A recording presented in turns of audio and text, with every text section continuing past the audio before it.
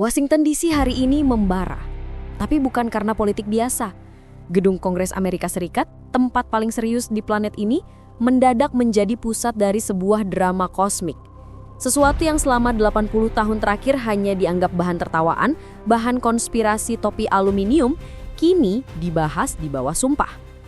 Mereka menyebutnya UAP Hearing 2.0, sebuah dengar pendapat publik lanjutan mengenai fenomena udara tak dikenal. Jika hearing pertama beberapa bulan lalu bersama David Grush sudah bikin geger, hearing hari ini adalah bom nuklirnya. Kenapa?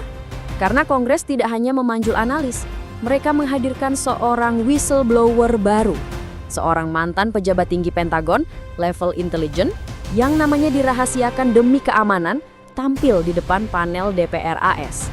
Dan apa yang dia katakan di bawah sumpah telah menggetarkan dunia.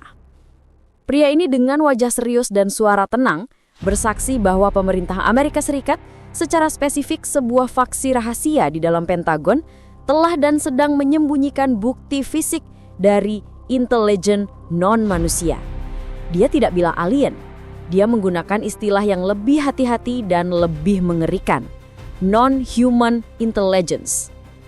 Dia bersaksi bahwa militer AS tidak hanya melihat UAP, mereka telah mengambil bangkai-bangkai kapal, wreckage, dari teknologi yang tidak berasal dari bumi ini. Dan yang lebih gila, mereka juga telah mengambil pilotnya. Di bawah sumpah, whistleblower ini mengklaim ada program reverse engineering ilegal yang sudah berjalan puluhan tahun. Sebuah program triliunan dolar yang dananya diambil secara rahasia dari anggaran pertahanan tanpa sepengetahuan Kongres dan rakyat Amerika. Ini adalah tuduhan penggelapan dana terbesar dalam sejarah manusia untuk menyembunyikan rahasia terbesar dalam sejarah manusia.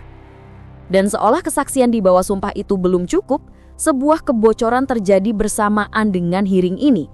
Sebuah video baru yang belum pernah dilihat publik bocor ke media. Video ini bukan rekaman hitam putih buram dari tahun 1950-an. Ini adalah video FLIR, Forward Looking Infrared, definisi tinggi.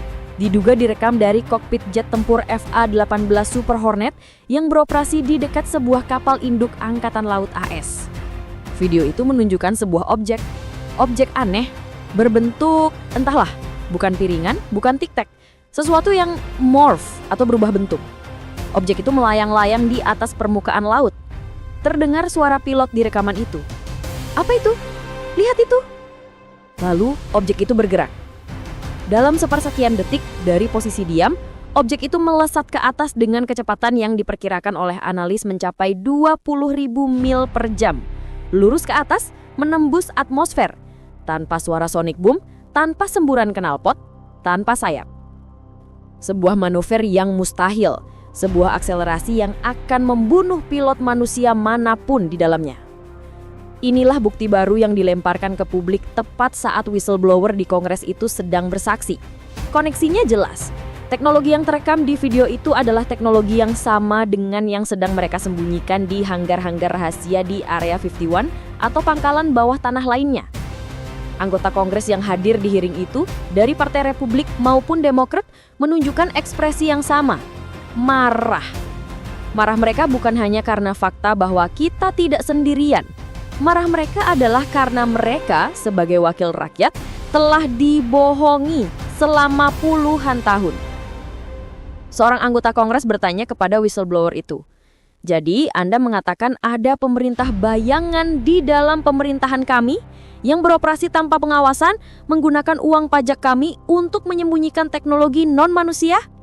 Sang whistleblower menjawab dengan satu kata, "Ya, Tuan."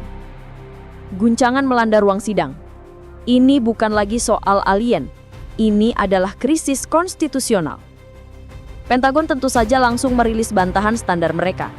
Juru bicara Departemen Pertahanan AS, seperti biasa, menyatakan bahwa AARO atau All Domain Anomaly Resolution Office yang dibentuk untuk menyelidiki UAP belum menemukan bukti kredibel adanya teknologi luar angkasa atau program penyembunyian bangkai kapal. Tapi whistleblower itu sudah mengantisipasi ini. Dalam kesaksiannya, dia menyebut bahwa AARO itu adalah program disinformasi, sebuah pagar yang sengaja dibuat untuk menutupi program-program hitam yang sebenarnya, yang terkubur begitu dalam di dalam kontraktor-kontraktor militer swasta. Dia menuduh Pentagon sedang melakukan kebohongan publik yang terorganisir. Jadi, apa artinya semua ini bagi kita? Pertama, perdebatan soal UFO sudah resmi berakhir. Pertanyaan ini tidak lagi ada atau tidak.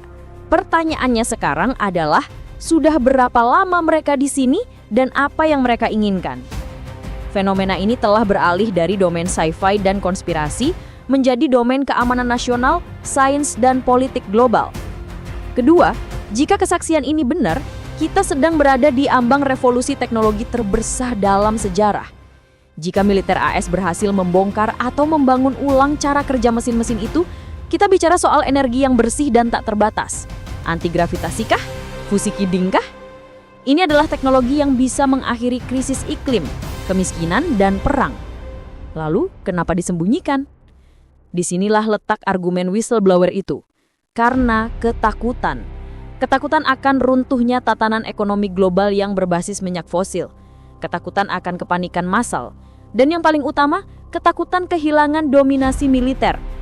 Siapapun yang menguasai teknologi ini akan menguasai planet bumi. Ketiga, ini adalah soal kepercayaan. Jika pemerintah Amerika Serikat dan mungkin pemerintah besar lainnya di dunia ini telah berbohong selama 80 tahun tentang isu paling fundamental dalam eksistensi manusia, kebohongan apa lagi yang mereka simpan? Media sosial meledak. Para skeptik, orang skeptis, berteriak bahwa ini adalah PCO grab besar-besaran, sebuah pengalihan isu dari krisis ekonomi atau perang yang sedang terjadi. Sementara para believers yang percaya merasa tervalidasi. Mereka yang selama ini ditertawakan, kini melihat saksi-saksi militer berintegritas tinggi mengatakan hal yang sama di bawah sumpah. Dengar pendapat Sutoino ini baru permulaan. Kongres AS kini terbelah. Ada yang menuntut pengungkapan penuh full disclosure sekarang juga, dan ada yang takut ini akan membuka kotak Pandora yang tidak bisa ditutup lagi. Satu hal yang pasti, dunia yang kita kenal kemarin tidak akan sama lagi setelah hari ini.